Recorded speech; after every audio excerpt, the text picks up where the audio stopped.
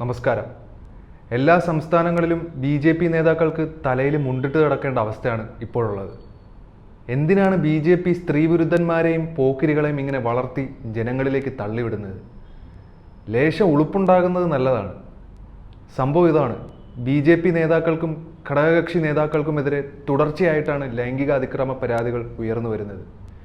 ബി.ജെ.പിക്ക് ശരിക്കും മൊത്തത്തിലൊരു സ്ത്രീവിരുദ്ധ പാർട്ടിയാണെന്ന പ്രചാരണം രാജ്യവ്യാപകമായി ശക്തമായിക്കൊണ്ടിരിക്കുകയാണ്.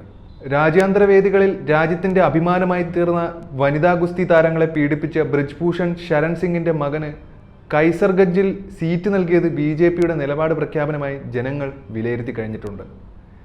ഇതല്ലാതെയുള്ള മറ്റൊരു കേസാണ് കർണാടകത്തിൽ ഘടകകക്ഷി നേതാവിനെതിരായ ലൈംഗിക പീഡന കേസും ബംഗാൾ ഗവർണർ C.V. ആനന്ദബോസിനെതിരായ ലൈംഗിക അതിക്രമ പരാതിയും.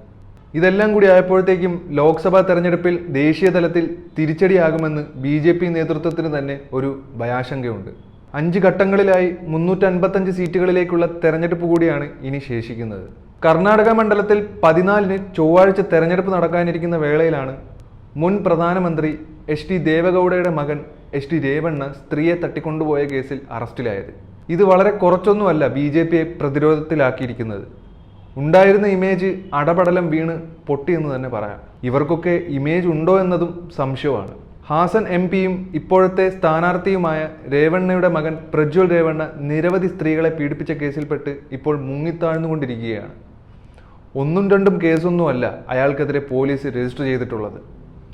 അറസ്റ്റ് ഭയന്ന് MP-മാർക്ക് ലഭിക്കുന്ന നയതന്ത്ര പാസ്പോർട്ടിൽ പ്രജ്വൽ ജർമ്മനിയിലേക്ക് കടന്നപ്പോഴും കേന്ദ്ര സർക്കാർ സംവിധാനങ്ങൾ ഒരു ചെറുവിരല് പോലും അനക്കാതെ നോക്കി നിൽക്കുകയാണ് ചെയ്തിട്ടുണ്ടായിരുന്നത്. പ്രജ്വലിന്റെ പാസ്പോർട്ട് റദ്ദാക്കണമെന്ന് ഇന്ത്യ കൂട്ടായ്മ ആവശ്യപ്പെട്ടിരുന്നു.